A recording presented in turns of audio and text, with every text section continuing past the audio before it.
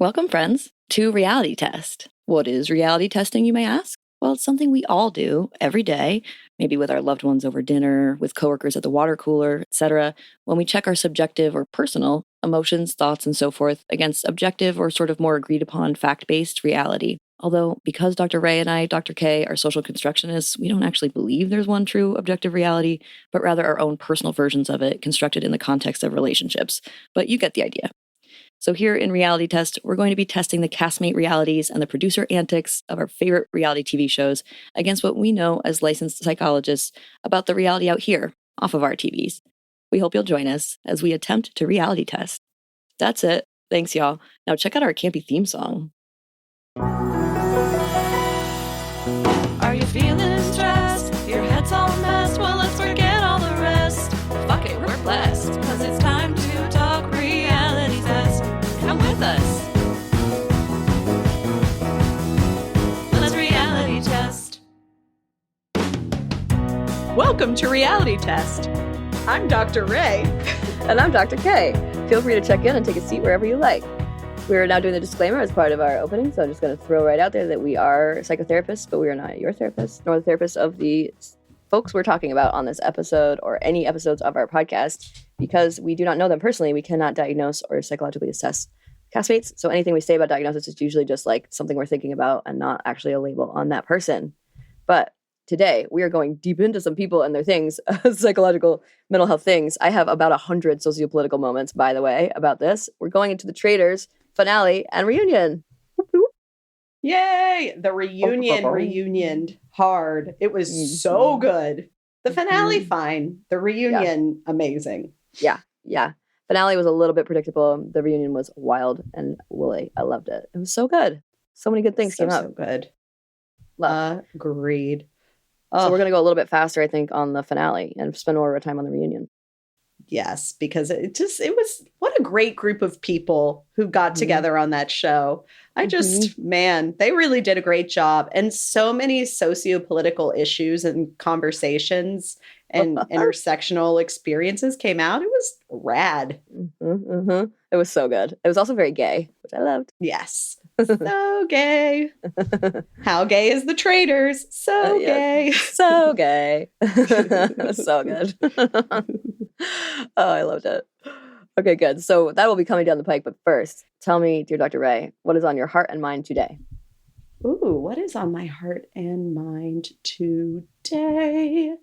I saw Mickey 17 last night. It's the new Bong Joon-ho movie. Okay. And it was okay.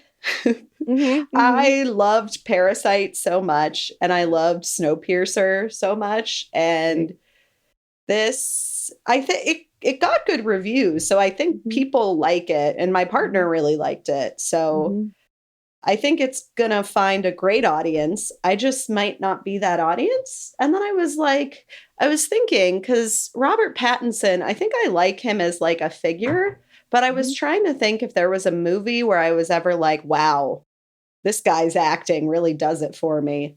And I don't think I feel that way. And I think Batman, when he did Batman, really solidified it for me because it was so long. I didn't really like what he was doing. Yeah.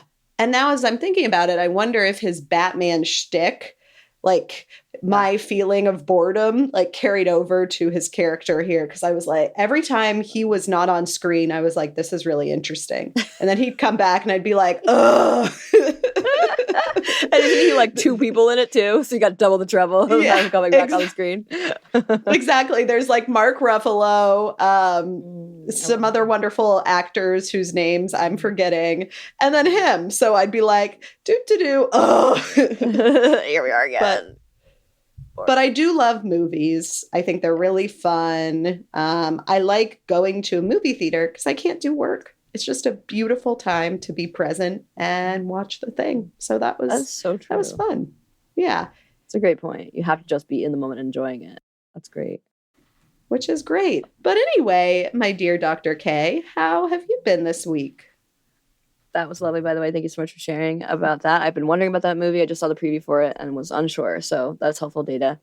I'm doing well. I was just going to bring up for my check in that today in a meeting I was in, someone who lives in LA, because we have colleagues all over the country, but one of our colleagues from across the country in the California area brought up Big Bear. They were talking about Big Bear, and I was like, oh my God, from Vanderpump Rules. And she said, because apparently there's this thing happening with the eagles. Have you heard about the eagle thing happening? There's like an eagle that had triplets. There's like a little eagle parent. Yeah, there's an eagle parent dyad that had triplets, and they're the first known eagle triplets. Wow. Pretty cool. Oh my God. That is really cool. Yeah. Apparently there's even like TikTok channels associated with it, like dedicated to it, because everyone's really interested in it. And you can watch the video, like there's live video of it. So they're all like watching, I don't know who they is, but everybody who is watching it, who is aware of it, is watching the like parent.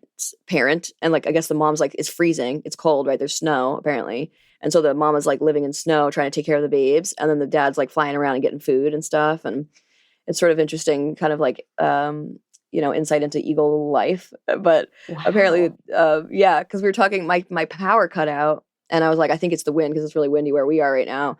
And they were like, oh, well, near us it's really cold. Like up in Big Bear, there's snow. And then that like trickled down to talking about, and I was like, Big Bear, what? And then trickled down to talking about the eagles. And I was like, eagles, triplets. Oh my God, fun things. Vanderpump Rules. Vanderpump Rules came up in my meeting, essentially. It was very exciting. I have a quick question. So does eagle triplets mean they're all from the same egg? Question. Good question. Or does it mean like the litter has never had three? Like the eagles only give birth to one egg usually, maybe? At a time. Yeah, maybe that.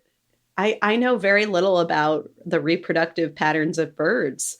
That was my question. I was like, wait, did they all go? Because I guess in my mind, birds they're one litter. Because it says third eaglet continues to break out of shell in Big Bear. That's so cute. Yes. Expecting rare triplets. Unless it's all one shell. Maybe that doesn't answer it, does it? Because maybe that's all on one shell. Pip and final egg. No, it says Pip and final egg means Jack and Shadow. Jackie and Shadow are the names of them. Should be the parents of triplet chicks and an egg in a nest. Signs of hatching are seen. First Pip reported as beloved bald eagle parents hope for more. Ooh. Cute. That is really sweet. Oh, I love it. That's so sweet. Oh, I kind of wish they were all in one egg, but I know, kind of cute. That could be a little crowded, probably. You probably. I wonder if they would develop. Space. Yeah. What would happen, right? Like, that is interesting because if they only have so much protein that goes to like one egg or whatever, when they like become like fused, maybe. Like, I wonder if conjoined twins are ever possible with birds. I've seen. Reminds me of that movie, The Substance. But have you ever seen like when you crack an egg and there's it looks like there's multiple yolks in it? Embryos? Yes, I have totally seen that. Mm-hmm. Let's look up bird conjoined twins.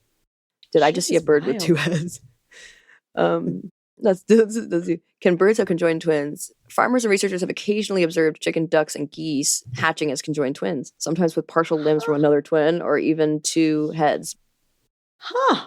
Wow. A two-headed bird. That would be something. Exceedingly rare. Yeah. Exceedingly rare, it says. Very interesting. I would think I was having like a hallucination if I saw a bird with two heads. I don't think I'd buy it as like, I think I would think that something was amiss for me or the world or whatever. But it's good to know that it doesn't necessarily mean that I'm having a break if not that there would be something that wrong with, I'm digging myself into a hole, but it's good to know that my reality test in that moment may be a little closer than I thought. Yes, exactly. And also not even just your reality test, but also the thought of whether it was like a doctored, like I would maybe think the photograph was like doctored or something if it was that's if it was online. You're kind of saying if it's in person, that's fair too. If it's in person, I would also wonder, I'd be like, am I seeing double? Have I had too much substances? It also, by the way, this has said right here that there were barn swallows in Arkansas that were found that were conjoined, and they were attached to the hip by skin and possibly muscle tissue, sent to the Smithsonian Institution for examination. And Karen Rowe, who was an ornithologist with the Arkansas Game and Fish Commission, said, I can't even say it's 1 in a million. It's probably more than that. There's just little to no record of any such thing. Wow. Pretty cool. Who said this was a reality TV podcast? We'll teach you about birds. Ornithology. Yes, Sidebar. we're big ornithologists over here. I definitely knew what that word meant before you just said it. And yeah, it's always been my thing.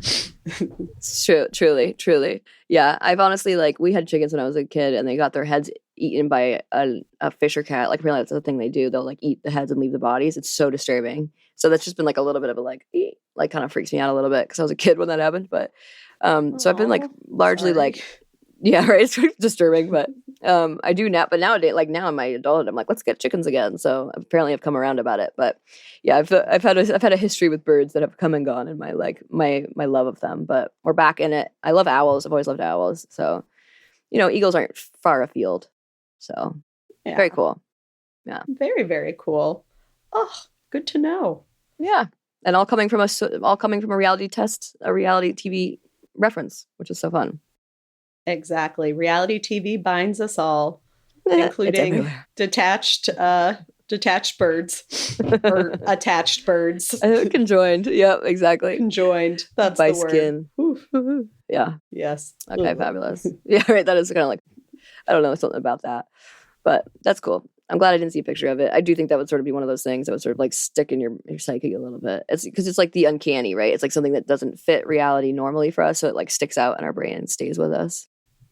It's like when I brought up the dead dolphins. Dolphins? Very much. Yes. Very much like that. That image was in my brain skull for quite a while. That was such a wild card check-in. Why did I say that? It was wild. It was so funny though. You're just like, dead dolphins. You started it just like that. That's like literally just started it just like that. I was like, whoa. Whoa. So how did we get here? Off mic. Yeah, exactly. And I didn't even know you were going to say that. So it was so funny. Oh, I was worried about you for your own self. Yeah, exactly. It's trauma-wise. But I had a lot to say. Yeah, that was tough. Don't go, well, yeah, exactly. On mic. The only really way to do it. Yeah, baby. Yeah, you had to work through it. And right, like, yeah, you can't say don't go there because usually that wouldn't happen there. So that's good. But like very disturbing. And it's a good reminder, right? Like, first of all, like the sea, right? Like we have to have respect for the ocean because it is like, she's seriously serious. She will take care of business. And there's also like Hawaii, like and people in Hawaii talk about that a lot, like respect for the ocean and respect for the nature and stuff. And that's really kind of what's related to that because you don't really ever know what you're going to see on a beach or in the ocean. There's all sorts of, there's stuff we don't know. Aliens, right? There's aliens that apparently like that have like have you heard this theory about aliens that so like we know that other planets probably have water, and the one thing that's like temperature wise controllable is water. Like water has to be a certain temperature to be water or else it freezes or like whatever. Sure. So they think that some aliens have ships that purposely like go underwater because that means they can go to other planets easily and be in a controlled temperature area because the water is always similar temperature no matter what planet they're on. And there's footage of them coming in and out of the water. There's footage of like a lot of it actually, the footage of ships coming, like lights coming in and out of the water in certain areas of the world. That is wild. Mm-hmm. Will you send me this footage? Absolutely, yeah. There's a Netflix documentary about it that was just like, it was so interesting, and they're very like thoughtful about how they're getting their information and stuff. So it's really really good. It's not like one of those clickbaity ones. In other words, it's a really thoughtful documentary. Wow. Mm-hmm. Huh. I gotta check that shit out. I know, right? I've started like including that in part of my like getting to know people things. Like I just think it's one of those factors. Like I need to know if you believe in aliens or not. Let's just get that out of the way because at this point it's something that like I might reference offhandedly, and I don't want to freak anyone out if they're not an alien person. But I'm alien flexible. Like I could kind of go either way on it. Mm-hmm. I could see the case for and the case against, but yeah. I'm open to it. I like that. It's like it's agnostic. You're alien agnostic, which is great. I would say that is a great way to describe me, just as a person, alien agnostic. Alien agnostic. That's how I roll. My whole thing. That's amazing. Amazing. Oh, I love it. Yeah, no, my dad said to me when I was a kid that he like, which was like way before it was way more popular in popular culture, but like so decades ago, he said it just would be so conceited to think that we're the only life form that has sentience out of like all of the infinite universes that we know are out there. And that just stuck with me. Like nowadays, a lot of people say that, but back then I'd never heard that. And so it just like really stuck with me. And so ever since then, I've just like low key believed in it. But then lately when the like Navy came out with footage of it and they were like, yeah, we've actually known about this for a while. And we've been told like not to tell anybody about it because of the government, but because we're retired, we're like coming out and saying it or whatever. And then Congress was forced to release, Congress was forced to release data from it. So the Congress has released information that shows that we have known about aliens for a long time. So at this point, the fact that government has had to admit we know about aliens, kind of not a question, I think, anymore, at least to me. Wow. Yeah. What if they come to Earth and we have to figure out how to be psychologists for aliens? Sick. I would love that. So here's the other thing. There's reported, like multiple people have reported that one of their experiences when they see alien crafts is they have this like sense of calmness that comes over them, like a sense of like joy and calm. And I've just like decided that I think aliens always seem like very like level, if they're like based on real aliens, but like our popular version of it, seem like very emotionally level because they've already figured out emotions. Like they figured out, first of all, we should not have war because we're just destroying ourselves and destroying the planet. Why would you do that? So they've figured out that, and then they figured out like emotions are not really helping us unless we're like positive, and why don't we just stay positive because we can inform that. Like I bet we get to a point in growth of each life form, whatever, if they're a different life form or us in the future that came back, that we get to a point where we understand that like there's certain things that are actually pro-social and things that are not. And so like there's a way in which if we really got to the future, if we all were able to control our emotions the way that we try to help people do as therapists, where we're saying like, you know, like feel your emotion, let it go, and then keep going, you know, like feel it fully as a way of letting it go, then maybe we wouldn't be like this, you know, like, and maybe we would be more like aliens in the way that they're able to just sort of like feel and go, like, you know, the way that they're much calmer and so forth. So there is something to be said about the fact that like maybe they don't need therapists. Yeah. Maybe they're because of therapists. Maybe they're like that because of therapists. Maybe they've already gone through all of it. Yes, they've incorporated all the therapy. They worked on themselves. That is so true about feeling the emotion and letting it go. And I think we have such a hard time with that in our society. And I wonder, if it's always been this way. It feels like maybe people had an easier time feeling the feels before. I mean, now we have so many distractions to keep us from feeling really That's anything true. If we don't want to. Yeah. That's so true. I think it's been around. I think this problem has been around as long as sexism has, because emotions have been relegated to be like a female thing, like a feminine thing to have emotions. And so then it's seen as like you shouldn't have them, and then it's like push them down and blah, blah, blah, blah.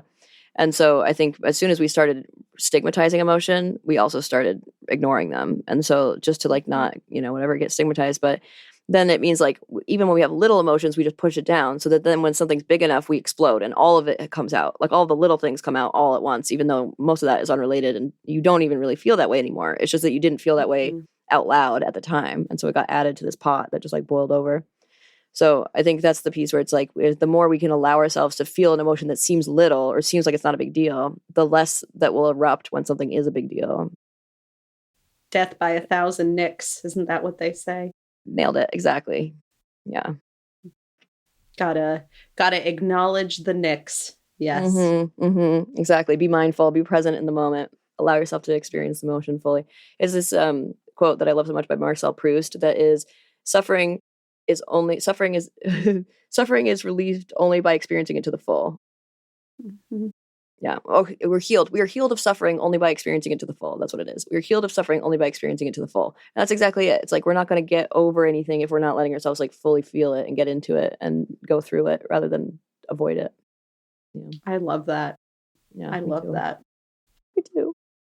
It's a good like trauma therapy quote too, because that's what trauma therapy, at least one model of trauma therapy. The other one is called present centered, where it's not about the therapy, about the trauma narrative, but any model about the trauma narrative is that idea. Like by going into the trauma narrative and reestablishing some of the brain connections that got stymied by the trauma, and you make those left hemisphere integration links. The more you do that, the more you're healed from it and able to, you still feel related to the trauma, but you feel in a way that feels acceptable. And so you aren't like feeling untethered. No. I love it. Little sidebar about therapy. So we're doing all the things. We're doing aliens. We're doing eaglets. We're doing ornithology. We're doing therapy. We got this. So we're doing a throwback to the dead dolphins. We're doing dead dolphins. We're even doing what we mentioned before segment. I love it. Yes. Oh my goodness. Shall we jump into these traitors? Let's go. Let's do this. So LFG. Take it away. Just throw us in there. Yes. So we are starting with episode 11, the finale. And we were left with a cliffhanger, right? Where we didn't know if Danielle was going to be kicked to the can or kicked down the side of the road. And Brittany did put Danielle's name down and sent her home, which is kind of epic given their history. I was like, whoa. And I think the way that that's handled in the reunion to me was, I appreciated, because I think it highlighted some things that were important. Brittany did seem really upset, though. Alan says, who's the seer? I kind of forgot about the whole seer angle, and then it kind of didn't matter, really. But yeah. But yeah, because... the seer will... Oh, huh? No, I was going to say it didn't matter because... What you're going to say next. Yes, it is Brittany. So Brittany is the seer. The seer takes one player to a secret meeting. She took Gabby.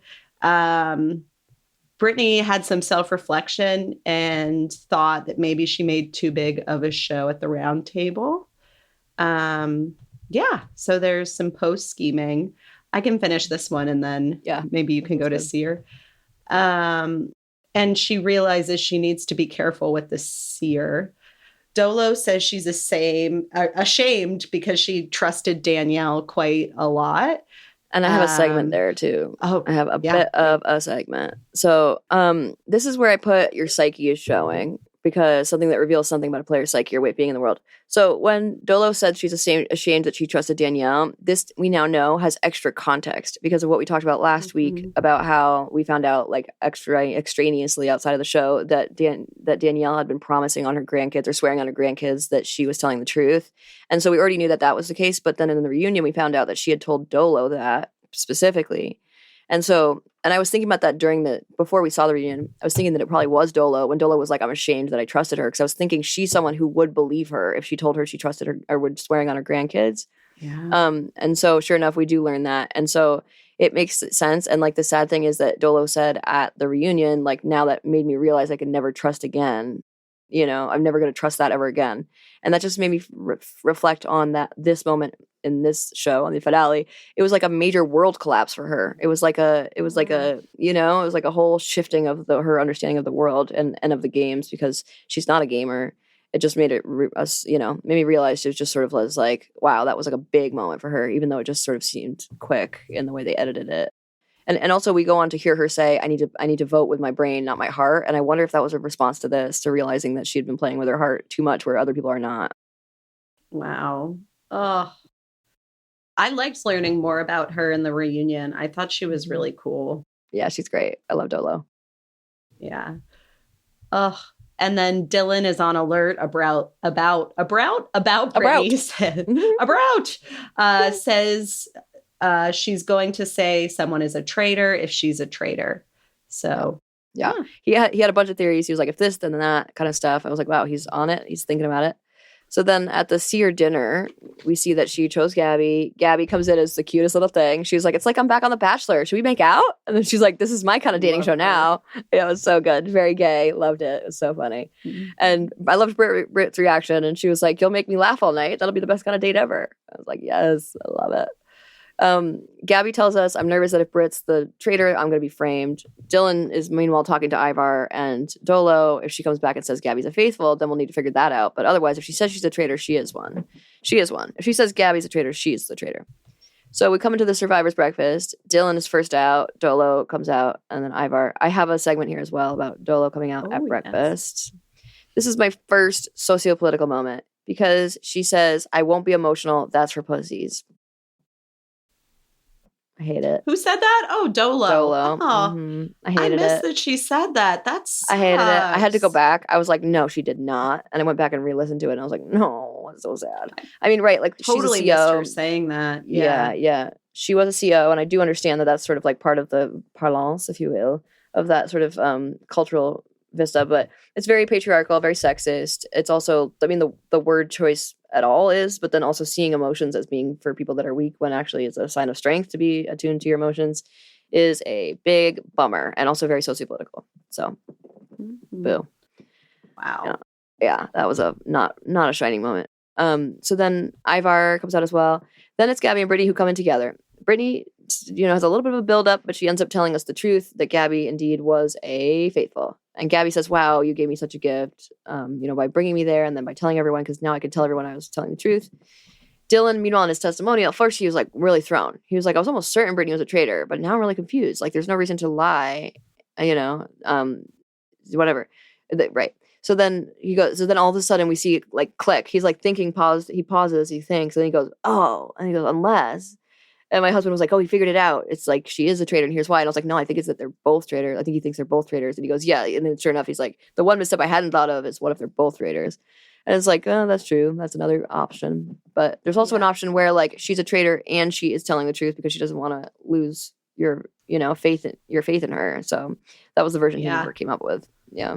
No, I had a segment here more for Brittany, because I think early on, because she was getting so many of the votes wrong, I don't think I saw her as really a strategic player, but she did a really good job defending herself a while back when she was on the hot seat. Yes. And she was hip to the fact that Danielle making her a traitor was a bad move. And this move of hers, I think, was really smart, because it's she's playing chess. She realized that, okay, they're going to think this, so then I have to do this to try to sidestep this. I think it's the best move that she probably could have made with that. Yeah, so big time.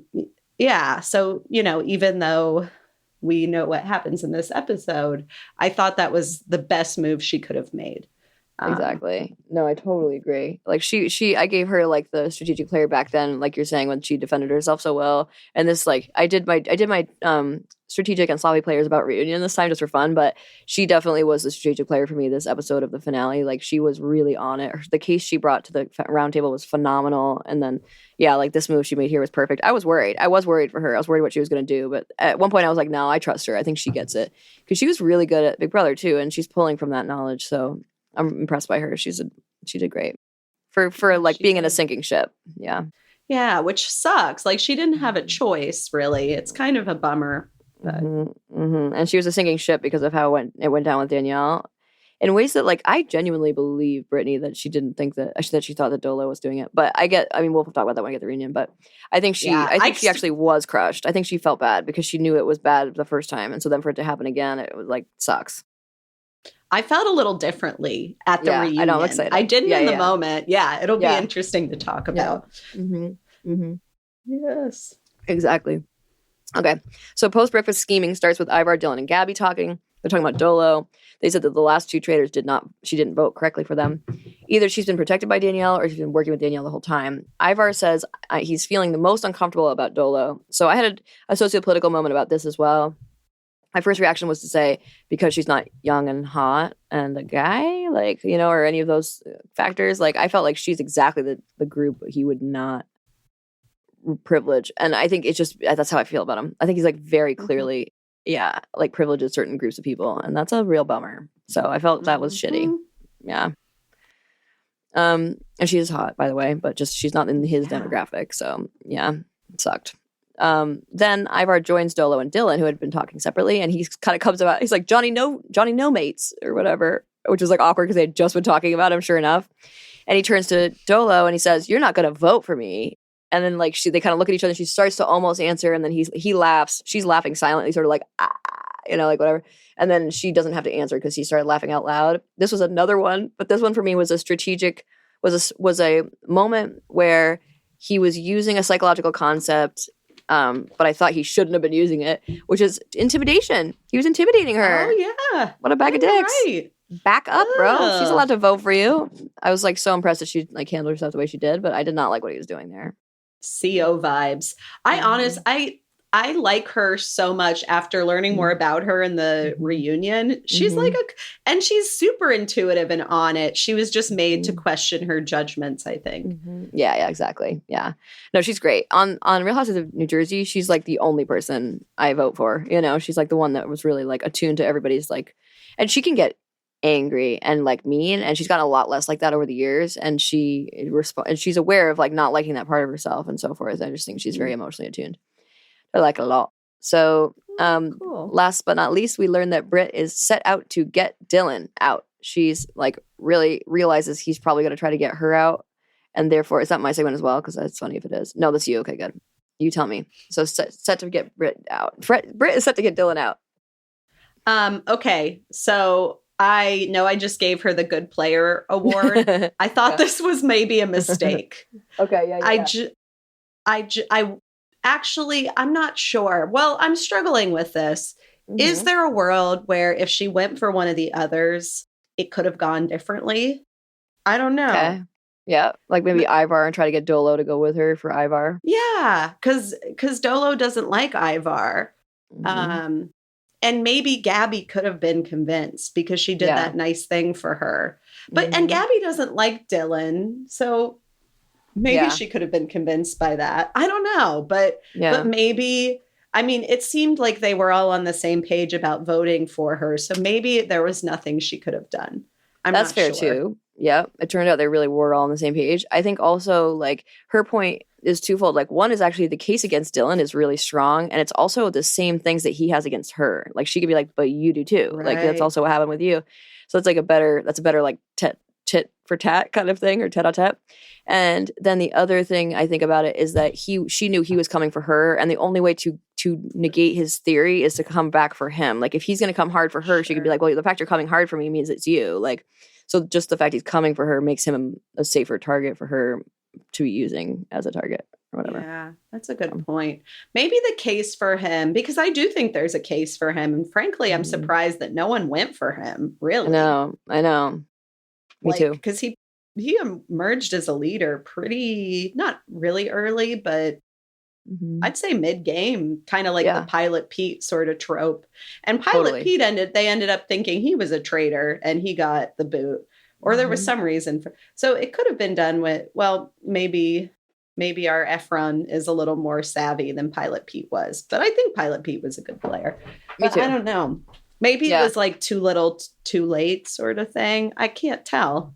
I have to say, like Dolo was even saying that she was wondering about him. I was glad she did, because there's like a couple things. I put it as like psychological concept that would have made a tactic better, but I don't really know what it is. But my problem is that what's fucked is every time somebody didn't have an argument, they went home.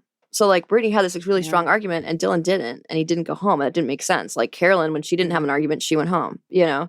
So that didn't make sense to me. And then every time a traitor fought with someone, they thought it was traitor on traitor, like Rob and Bob and Dylan and Carolyn. So the fact that Dylan and Britt fought should have also been a sign.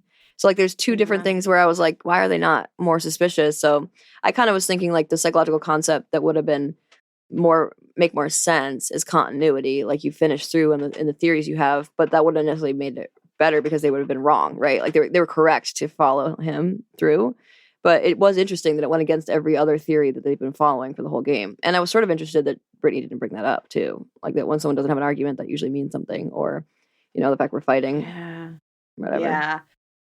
And I wonder if she would have brought up the sexism, like of no one's questioned you. You've gotten to go through this game as a golden boy. I think Gabby would have been on her. I don't know about Dolo, but I think she could have acquiesced to part of her audience. Well, because she wasn't going to get Ivar. There's no way.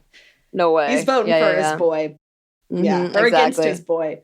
He's voting with his boy. With That's his boy. I mean. Yep. Exactly. He's voting against his boy going home, but he's voting with his boy to get her to go home. Exactly. No matter what that was going to happen.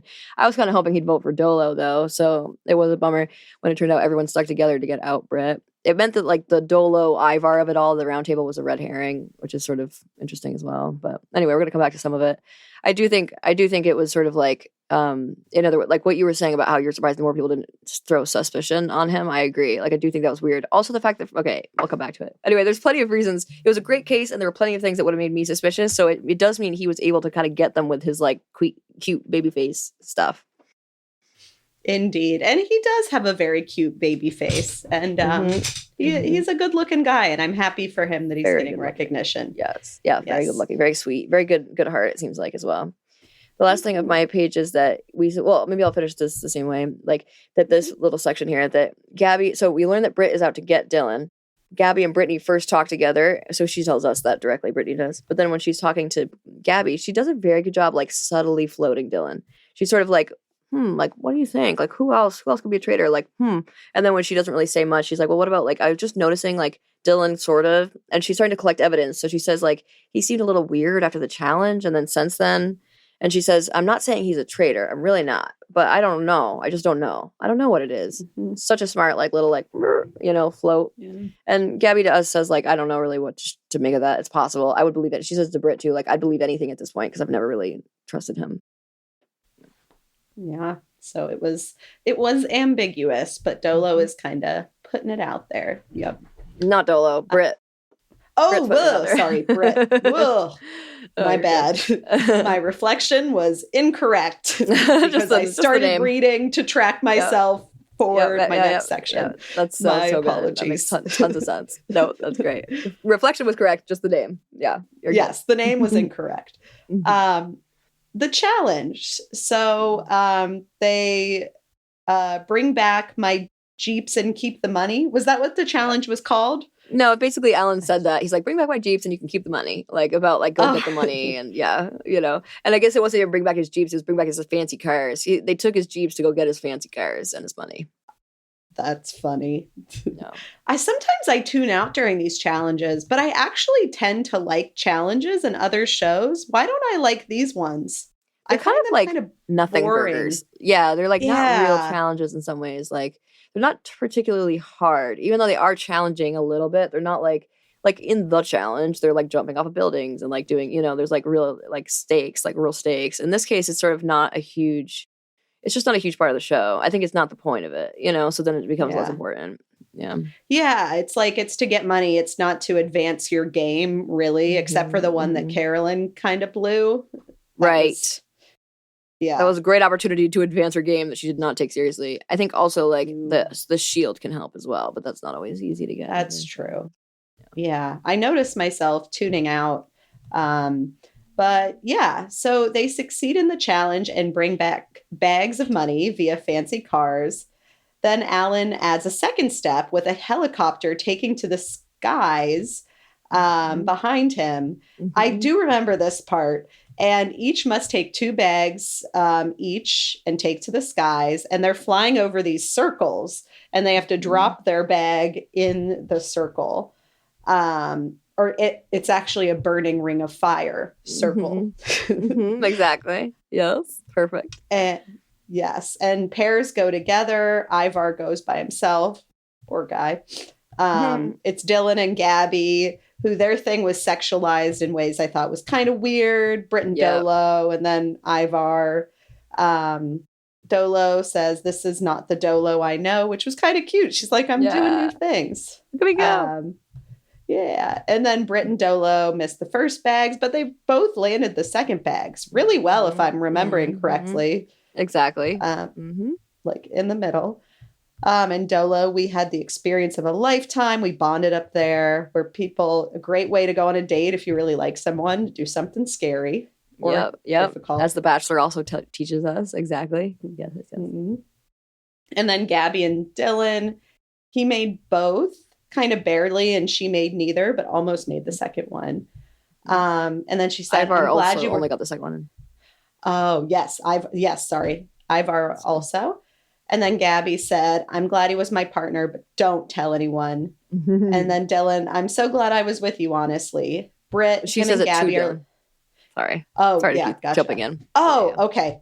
No, that's good. I forget the challenges. And then Britt said to us, him and Gabby are like Barbie and Ken right now, and I need Gabby to like me better than Ken. It felt like exploiting her sexuality a little bit in a way that made me slightly sorry, but you have a segment, so I'll let you go more into that. No, exactly that. No, it was the sociopolitical part of it was like the Ken and Barbie setup of that exactly was heteronormative, very heteronormative and very sexualizing of Gabby. And so I felt like that was problematic in like both the heteronormative way and the sexualizing way for women. And then I also felt like I also added this piece about like the bonding that happened both through the helicopter part and in what Jeeps they were in at the beginning.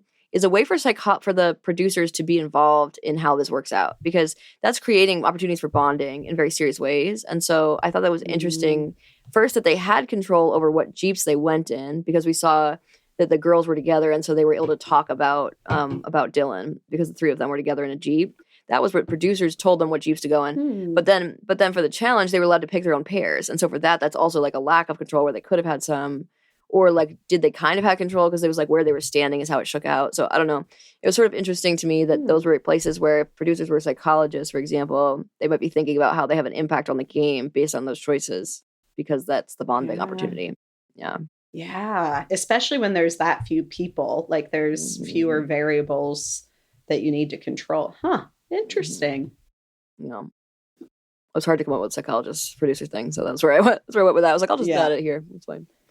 Yeah, continue. Yes. Oh shoot, was I going or were you going? No, it's still you. Oh, it's still my turn. Mm-hmm. Where did I? Oh, I went too far. Rachel. Post challenge scheming.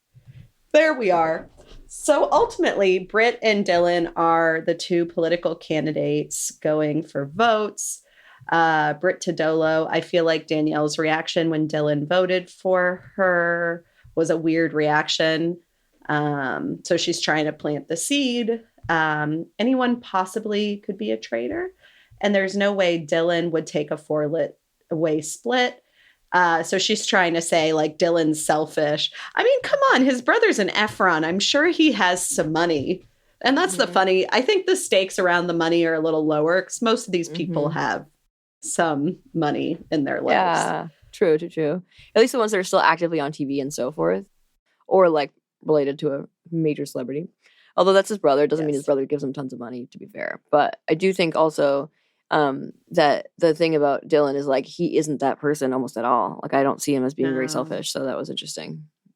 Yeah, it's not a very good like case against him because I think he's been very about the camaraderie or whatnot. Maybe if he had stayed with Boston Rob, then he would have gotten cutthroat. But exactly. But yeah, then Dolo didn't know who to trust. She's not used to being around liars. Brittany could be right. I can't trust anyone, and I'm pissed, which is funny. Dolo to Dylan, you better not take me out. If you are, you can tell me, but you better not at the end. If you're a traitor, I'll fucking kill you. I love it. I love her Italian spirit. It makes me laugh. I think I can say that because I'm Italian. I'm not sure, but the way she moves in her Italianness is fun and funny. And then Gabby also doesn't know who to trust. Brittany's saying one thing, Dylan's saying the other. That's right, Gabby. Who do you trust? Exactly. It all comes down to that. So at the last round table, Gabby starts by thanking Brittany for being the seer and bringing her in there into the room. Brittany said, I did not have it in me to put up some crazy, crazy act. And we're all sort of like, okay. And then Ivar and Dolo essentially say to each other, like they say that the other person is the traitor. Dylan says, I almost think for sure I'm writing your name tonight, Britt. And he gives like a small case. It is a pretty small case. Yeah. I put give me yours. This as a strategic concept. And I was thinking about all the times that Dylan has told people he's going to vote for them. And I'm like, what is the strategy here? Is this a good strategy? And I think it is. And I think the reason it is because it's communicating to people, I'm honest and I'm not going to lie to your face and I'm going to tell you like it is. So it gives him a little more of like the halo effect thing where people assume because you have one good trait or a few good traits that all of your traits are good. So because I'm like, that's a weird thing to do is tell people who you're going to vote for. But I think I don't think it worked for him. Just did. Exactly. Yep. He didn't piss anybody off that way. Also, that works because if somebody he votes for doesn't go home, then they still feel like, well, at least he told me he was going to vote for me. Right. He wouldn't blindside me. Move. Yeah. That is good. Huh. So he gives a small case. Then Brittany goes for Dylan, but with a big case. She goes, Danielle also had a weird reaction to your vote. And then she says to everybody, like, whom of those who went home would I even have wanted out? And Dylan says, well, there was a chance you were recruited. And then Dylan and Ivar just make the grossest fucking conversation. I hated it. It was so... I put it as my sociopolitical again, like part 5 out of 1,000, where it was like he took It starts with Ivar. Ivar says, well, what if you were, let's just say, the meekest traitor? Like, gross. And then fucking Brittany said back to that, like, do I seem meek, Ivar? He's like, well, I said meekest. And then sadly, Dylan jumped in and said, well, you were a lot meeker at the beginning. I was like, oh no. So Ivar was the first to bring it up, but Dylan said it too. And then I hated when they compared her to Danielle. And said, compared to Danielle, you were definitely the meekest, which also feels a little bit racialized. The whole deal, just really messy, really bad. Hated that conversation. Didn't appreciate it. Yeah, really, really bad. I thought of you with that instantly because I was like, yeah, this speaks exactly to Kate's like recognition of Ivar's sexism. And it's it's the gift that keeps on giving. Sure does. Ugh. Hasn't stopped yet. Been every episode. Nope. Every episode. I haven't really seen it not. So that's a bummer, man. I also kind of feel like that would be an argument maybe Britt could have had to get Dolo and Gabby to agree to get him out. Is be like, have you noticed how sexist he's been? Like, granted, like that shouldn't be why we get people out, but at the same time, do we really want something like that winning when like that's going to represent our season? Right. Yeah, it could have worked. I would have worked for me. Worked. Yeah, I would have been like, "You're right," and I'll take you out next round. Yeah. If I think you're a traitor, I'll get you next round. But this round, you're right. Fuck this guy. Get him out of here. Yeah, totally.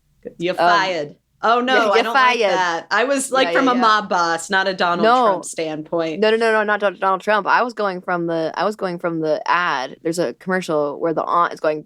She goes expired about things in the fridge, and so we started doing that in our house where we would say like you're fired. About like just like she says expired. Oh, that's what my mom always compares me to that commercial because whenever I go home to Ohio, they keep so much expired shit in their fridge, and I'm like, this is expired. This is expired. This is disgusting. Yes. So they're just like expired. Yes. So there you go. It probably did influence you too. I love that. That's so cute. That's generous another thing we align on. Yeah. Yes. I love that. Okay, great. Yep. I love that so much. So Dolo tells us she decided she needs to vote with her brain and not just her heart. So that was like, ooh, what does she mean by that? Britt votes Dylan, of course. And I loved this, honestly. She turns to Dylan and she goes to Dylan and she goes, don't come for me unless I send for you. Oh, I loved it. It was so cute. What a great moment. What a great send out. And to Dylan, everyone's just sort of like, ooh. And so then Dylan, of course, and Ivar both vote Brittany, not surprising. But then Dolo voted Brittany too. And so then you realize no matter what, she's going home. So, of course, Britt starts crying. And Dolo says to her, last night when you had that exchange with Danielle, that's the first time I felt it. And then sadly, even Gabby voted Brittany, even though she'd helped Gabby out. And she goes, Britt, I'm so sorry. So I do think, it's ultimately, like you had said, they sort of were set out against her, I think, from the start anyway, just based on how it went with Danielle, because that was bizarre. And then Britt says to us, I had such a strong case against Dylan. I came in hot with the facts, and if I wasn't going to get to stay, I was burning this shit down on the way out. And she goes, Dylan is just way too lovable, which is freaking annoying. It is annoying. I can understand that. Yeah. That baby face is working.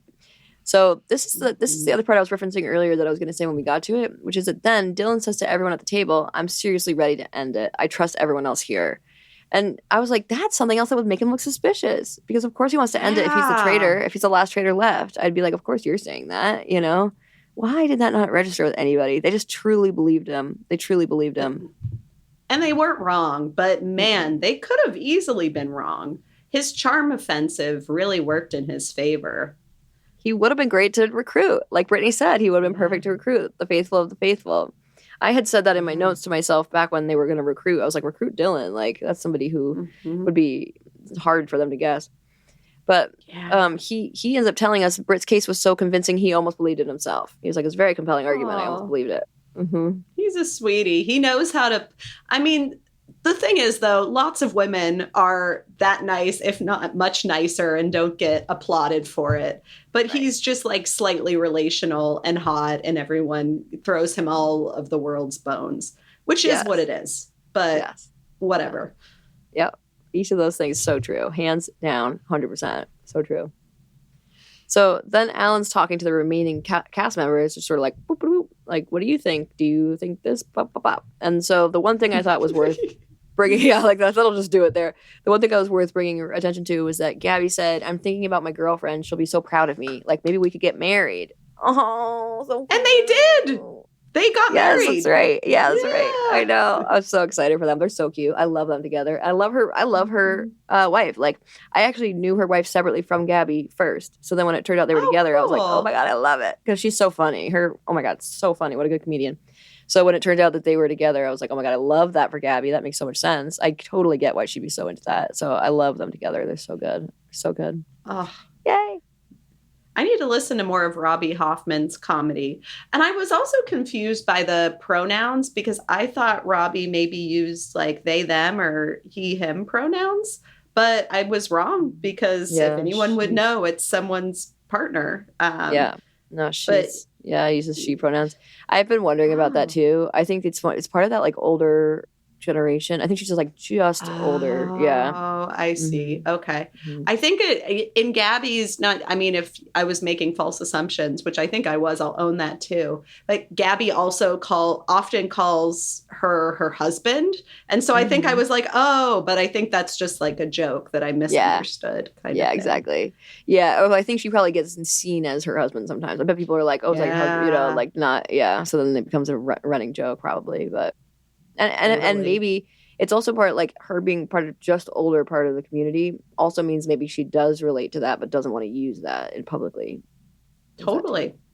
That all makes sense. Yes. Yeah. Pardon my microaggression because I think I did make assumptions there and that was not cool.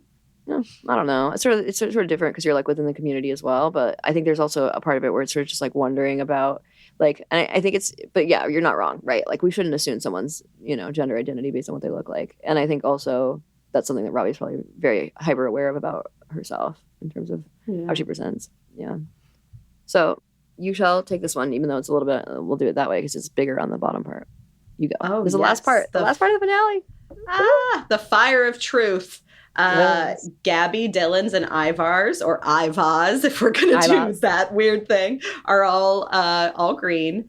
Gabby said, I think banishing at this point would be greedy and for more money, not because I believe there are still traitors left. And then we find out that Britt was a traitor. So they all didn't want to vote anyone else out, which was stuck cool. Together. Yeah, they stuck it out. Mm-hmm. They could have done that. It was a cool move in terms of like finale drama. Not much to say, but it was a nice moment. Yeah. And then, go ahead. Yeah. I was just going to say when we didn't know if Dolo did or not, I was like screaming to myself, like, save the finale, Dolo, save the finale. Go red, go red. But she didn't. She went green and that's okay. It's cute too that they went out together in solidarity. Yeah. Would Boston Rob have done different? Yeah, he would have. Would Carolyn have done different? Probably. That's okay. Wes, it was, Wes, any of them. Yeah. And Dylan said, we went up against some of the best gamers in the world and we came out victorious. And that's a good underdog story. He's absolutely right. It totally is. Mm-hmm. I hadn't even thought about it, but it's the first finale without a gamer in it. The first one. Wow. That's cool. Mm-hmm. And actually only gamers have won, right? Like because Suri won. Wow. And then after Suri won, it was the two from the challenge last year. So only winners have been gamers until now. Wow. I feel like this game keeps evolving and the overthinking of it's also, I think Dylan was very much helped by his studying of games and these people. Mm-hmm. Totally. And there's something about being unassuming and flying under the radar that I think worked for people and is an undervalued strategy on this show because it really worked for a number of people. Yeah. Ivar. Yeah. The most unassuming. Yeah. So then we go to the reunion. Obsessed with this reunion. Yes. So good. Great job, AC, Andy Cohen. That was awesome. I loved the AC capes. Yeah. At first I was like, wait, is he doing that to rep Andy? And then I was like, oh, right. His initials are also AC. So it was cute. It's cute and clever. Mm-hmm. So cute. They started with just the 4 finalists, which I thought was lovely. So nice. So much smaller, more intimate than the previous reunions. Yes. Yeah. We were talking off mic that Dr. Kay mentioned before. It was like everyone at the reunion, which was just a little too much. Overdid it. Too much is right. Yeah. So first just the 4, and then Andy kind of gave Dolo some ups as the first housewife winner. Ooh. He did acknowledge that she had 8 out of 10 incorrect votes. But I liked that he then was like, but I consider you to be someone who's very intuitive and on it. And so I liked that he like highlighted that part of her, and that I loved knowing that she was a Sia. I felt like I got to know her better in a different way during the reunion, and I really enjoyed it. Yeah, totally. She's great. On New Jersey, she's like the only one who's with it, really. She's the only one I would like ship or whatever in general, stan, because she's really like aware and attuned in ways nobody else is. She's the one who like doesn't agree. Like I think I've told you before in a different podcast that they are split. Like there's a half and half on New Jersey. It's like they're not anymore because they changed it, but there used to be. And she was the only one that would go back and forth between the two. Like she's the only one who like actually like didn't think there should be a divide. It was pretty great. Yeah, that is pretty great. We love that, Dolo. Mm-hmm. And then, so Gabby talked about The Bachelor lets you sniff out the bullshit, dating 26 men. Now I'm gay. She already made this joke. It was funny the first time, but I think it kind of reinforces that patriarchal idea that women only become gay because they've been mistreated by men, which is untrue. And I doubt it's true for Gabby either. And I think she was just doing the bit, but I don't know. What do you think? No, I totally agree. I think it was like a bit thing. And I didn't like that Ivar like jumped into it with the like, did they drive you to it? Or like, I believe he actually believes that, right? Like in some ways. And then I think also, even though it's a bit clearly, I think also it like reifies the myths about bisexuality and about sexual identity that like people, is that it's a lifestyle choice, right? Like I chose that because the men did me wrong or like whatever, when it's really not. And then I think it's also the myth about it being like a phase, like, oh, it's a phase. Like while I'm so mad at that man, I'm going to date women, but then I'll probably go back to men later. Like it kind of like reifies both those myths that I don't like at all. Yeah. And so it bums that happened again. But yeah, it was nice to see the first 4 finalists. But it was even nicer when the Traitors came out because they were a fun crew. A hoot. They were a hoot. A hoot and a half. Carolyn wore a cape to sleep. She took it everywhere and she thinks she manifested it.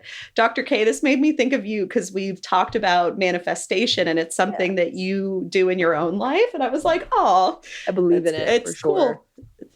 Yeah. And Carolyn, it worked for her.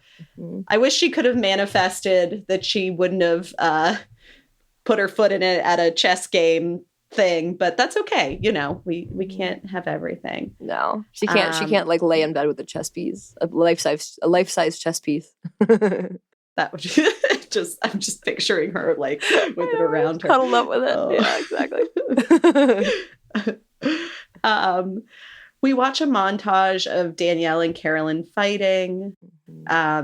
Which, by the way, they talked about. You know what? Bob the drag queen also, when they did that, I didn't like how Bob the drag queen was like, oh, I'm glad I wasn't there anymore. Like, just like putting it down. I just sort of was like, I don't love that. I don't love it. It was a little sexist, wasn't it? Like, sorry, like, you had to deal with that, Boston Rob. Like, women, am I right? Right. Ugh. Exactly that. Because even Danielle and Carolyn both said to each other, even though they have like a little bit of energy between the two of them, they both said, I thought it was going well. Like, frankly, that's what they said. You know, they both were like, I actually liked working with you. You know, I think they played up their conflict, in other words, when they did the edit. I'm sure they like picked out the most tense moments. And that is annoying. And yeah, Carolyn, I think what she was talking about did a great job of like highlighting how the personal gets involved in a strategic game and how it's a game, but it's also her. And for her game in particular, she was playing authentically as herself. Yeah. And she's sensitive. She can pick up on people rolling their eyes at her. She knows this is happening. And it's been happening to her entire life. So even if it's perceived by others as, oh, that's not true, like, y'all kind of owe her an apology. Like, yes, maybe she said that she would be the Tom Sandoval if she wasn't a traitor. I don't necessarily think that's true. I think it's a slightly different thing. Tom Sandoval is hated, or was. Yeah. Yeah.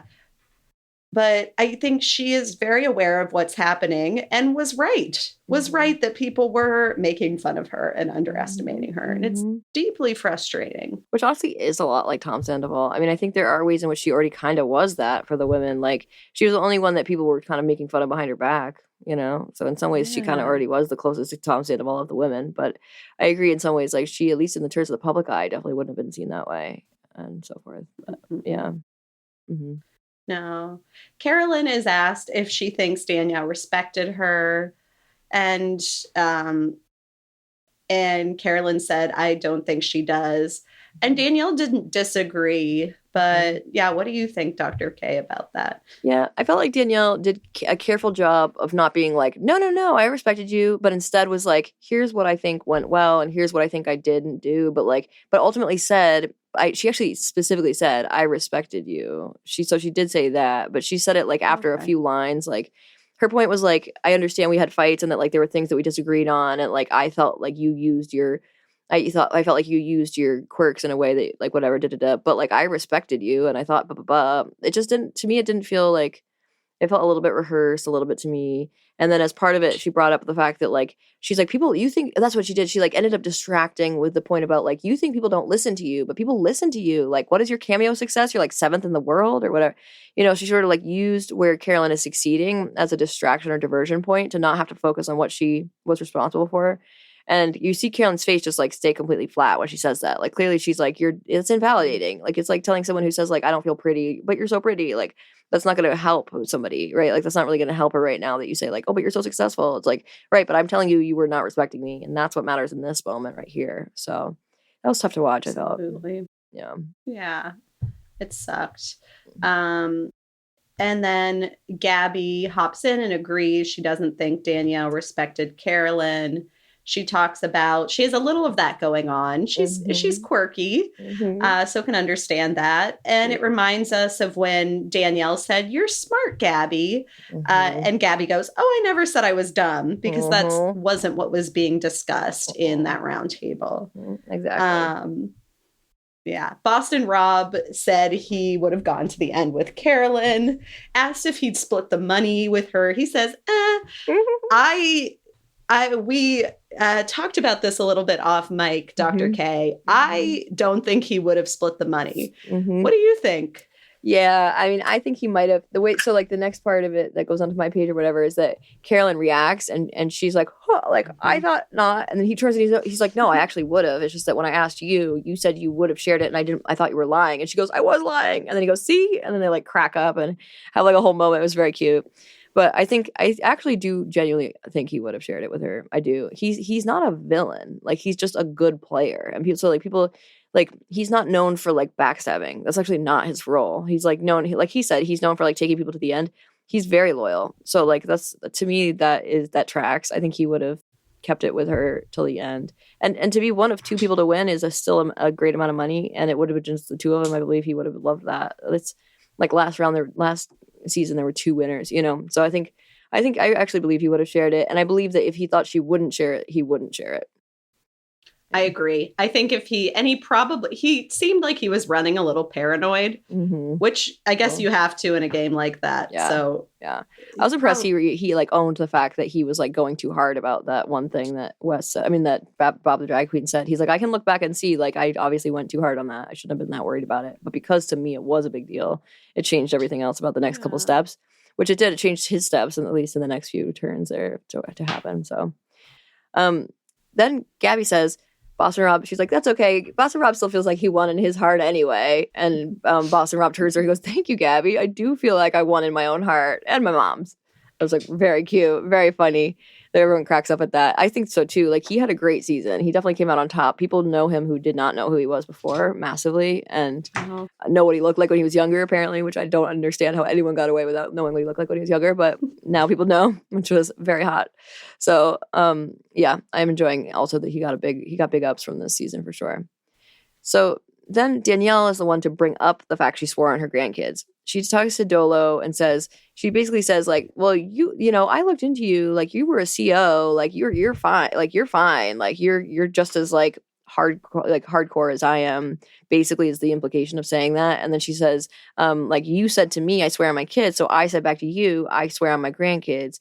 Basically kind of blaming Dolo for why she said it, when clearly now it's become clear to us that Dolo's the one who said in between filming and now that she didn't like that Danielle brought up that she swore on her grandkids. And so Dolo, in response to Danielle saying this, is like, right, like you knew you could say that to me and that would work. And Dolo says, like, I know you're Italian, you're from a big family, like, of course that was going to work for you. And she goes, yeah, you like made a good point, but I don't love it, but it was a good move. And I just felt like that's kind of a bummer, because clearly Dolo didn't feel that way separately. Like, she was pretty pissed at her for doing that, which I think makes so much sense. And that's okay. It's okay to be like, right, that still was. But she did kind of do that too, which I think is good. She did also say, like, I did also, like, not love that. Like, that also was like, now I know not to trust anyone ever again like that, which was sad but true. Right? She did. Sorry, I'm remembering one piece. Yeah. Danielle did also say, like, you all maybe didn't get to see this, but but Dolo, when she looks at you, she sees things, and she like looks into your through soul. The back of your skull. Yeah. Yeah. And I wonder if her like giving that compliment maybe softened Dolo a bit. I don't know. Or again, to me, it's like she's kind of trying to say she's cutthroat. She's sort of saying, like, you're acting like a victim, like I victimized you, and you're acting like you don't know how to play the game, and that I just like fooled you. Is that right? Like, that's essentially what Dolo is doing by being like, she said this and I didn't know, and now I know. They're so cutthroat, and she's saying, like, you're cutthroat too. You know, it's like, you look at me, you look in the back of my skull, and you see me for real. Like, so, like, I don't think you need to, like, don't act as if, like, you're just, like, poor, unsuspecting you know? And I think that it is possible it softened Dolo still, like, in either through compliment or through being like, you can't really do that. You can't say you're the victim when you're also just as cutthroat, just in a different way.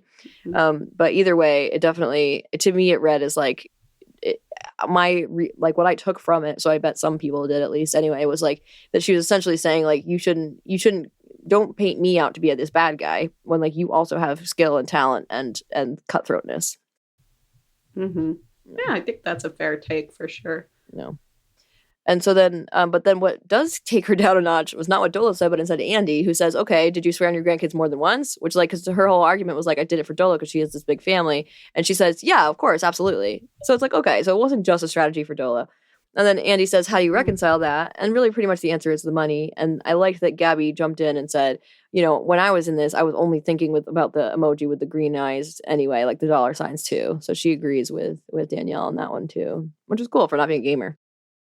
Totally. I thought it was a nice feminist moment of, because like, I don't know, there's men on these shows all the time who swear up and down on all sorts of people. And they're kind of like, they're kind of put up as like these master gamers for it. And you know what? Danielle was not given that title, maybe for other reasons, but this shouldn't have been part of. Yeah. Oh, go ahead. It shouldn't have been. No. You finish your thought. It shouldn't have been what?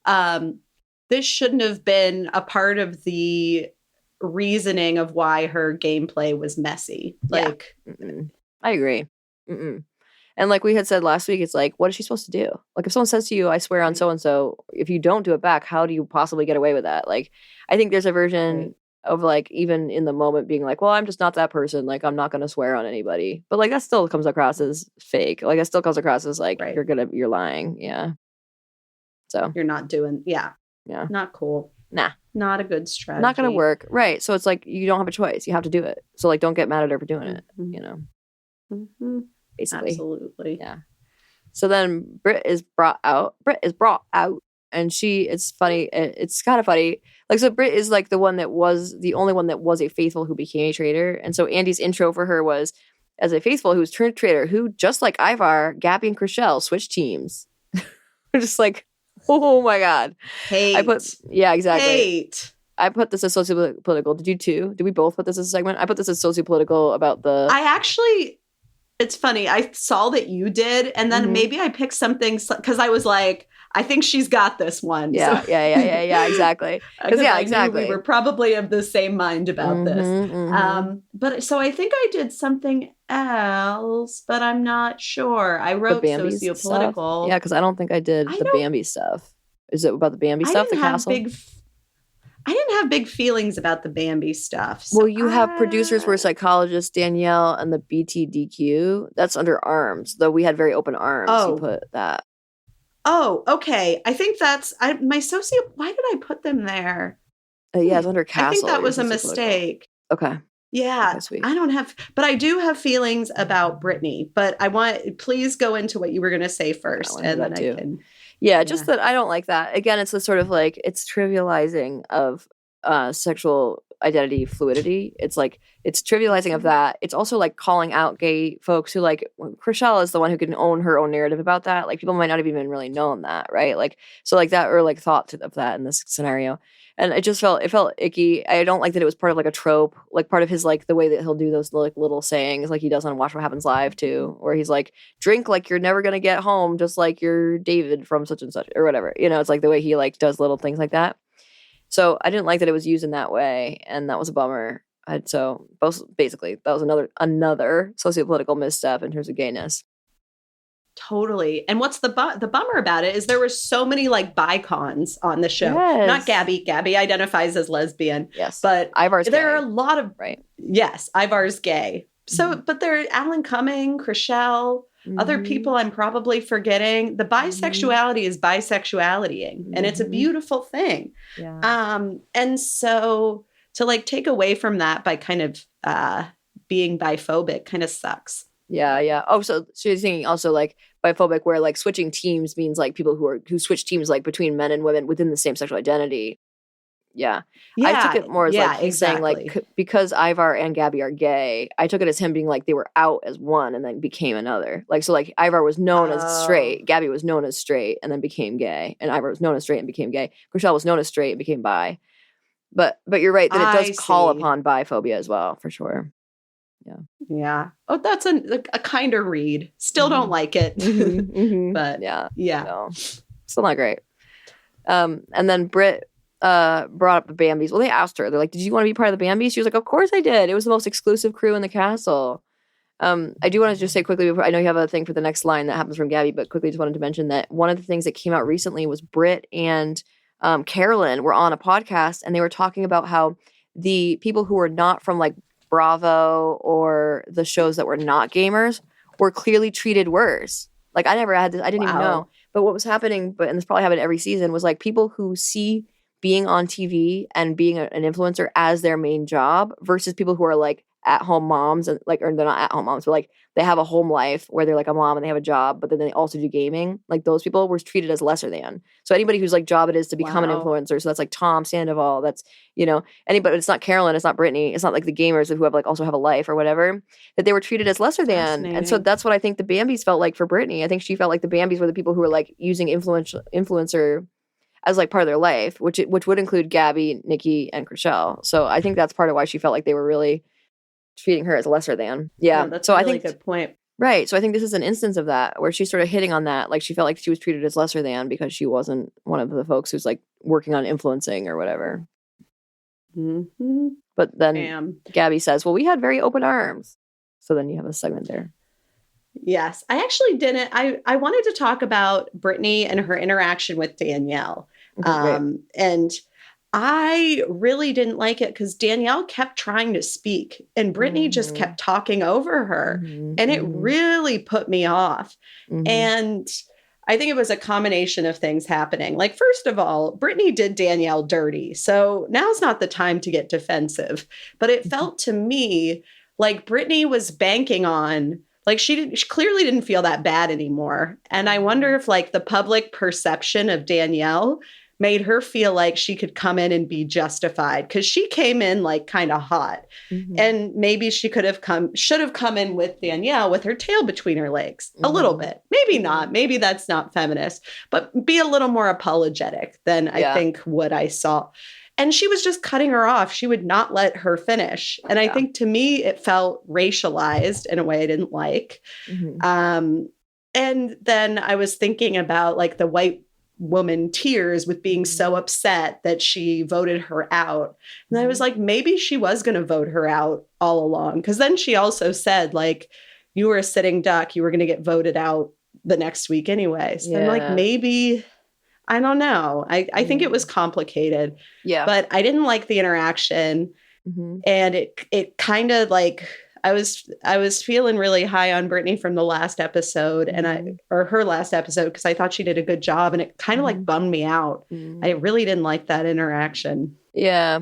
Yeah, I totally get that read on it. And I also, like, I personally felt like her saying you were a sitting duck anyway was a way of justifying that she still, even though she made a mistake, it wouldn't have helped anyway. I felt like it was a way of being like, it wasn't just me, like you still would have been voted out anyway. But like, not as a way of saying I was right to do it, but as a way of saying like, I accidentally did it, but it wouldn't have made a difference if I didn't, like, even though even if I hadn't made that accident, even if that accident hadn't happened, it would have still happened to you anyway, was how I took that read. I actually genuinely believe she like genuinely looked really genuinely conflicted to me. I felt that way even in the testimonials. I also think like, right, like I had brought up early on that one of the things she said to Danielle when they first reconnected at the beginning of the season was she said, you were so upset and that upset me because I didn't realize how upsetting it was. So like, I do think she doesn't quite understand like the impact of her betraying people and how that feels. I do think that's true. But I do think she understood how bad that was because it took so long for them to realign. And so for them to realign, I don't think she would have threatened it. I don't think she would have purposely threatened that the way that it happened. And I do think it was interesting that it turns out that Dolo says like, no, I never did that. I never looked at her and looked at Danielle. I don't think Dolo would know that she did do that. Like, I don't think she was necessarily purposely doing it. But I think I could see her looking at Brittany and nodding and then looking at Danielle and nodding. Like, just sort of like doing the looking around the room and nodding thing. And to Brittany, that looked like a signal. Yeah. But Brittany also came in and was like, "I knew you for 3 hours." Well, that was prior to reindeer games. So she's saying like, you acted like we were best friends. So when you were upset at me, she's basically saying back to the point I was just making about how she said the fact you were upset me is like she didn't understand that it was such a betrayal to Danielle when she barely knew Danielle back then, like during the reindeer game. Sure. So like during that point, she's like, right, but like ultimately I barely knew you and you acted like we were best friends. Like, how dare I betray you? She's basically saying, why were you so upset with me to begin with? But once she realized she was that upset, it makes sense she would take it seriously this season, Oh, the reindeer game. I thought she was talking about, is reindeer games Big Brother? Mm-hmm. Oh, okay. That was the original. I thought she was, gotcha. I thought she was saying that about this season and their like reconnection. And I was like, damn, that's no way. Really harsh. That's awful. Yeah, that's awful. Yeah. And it was harsh anyway. I mean, I think it reminds me of like how she was with Dylan. Like, I think she does when she feels backed into a corner, she comes out hot and she says that about herself. And I think in some ways that also gets misread as like grossly aggressive or like, with Dylan, she barely let Dylan say anything. And I actually hated it because Ivar looked at Dylan and shook his head at her because she wasn't like letting him in. Yeah. And I hated that. I was like, whatever, she's not letting him in because he probably it's like part of the thing where it's like she's taking up space because she's worried about her safety. And I think that that's also okay. So I sort of feel both ways about it. That said, I don't think coming for Danielle is helpful. I think also like a part of it was that I think she felt like Danielle was pretending like everything's okay. And she didn't like that because I think she knew that Danielle wasn't okay. And so when Danielle was like, everything's fine, it's good. But then when she admitted that she wouldn't work with her again in the future, Brittany was like, see, like, that's what I'm trying to get at. So I think that's why she kept interrupting her, was to be like, you're being inauthentic. Like, you're lying right now. Like, we're not good, And so I think that made her frustrated.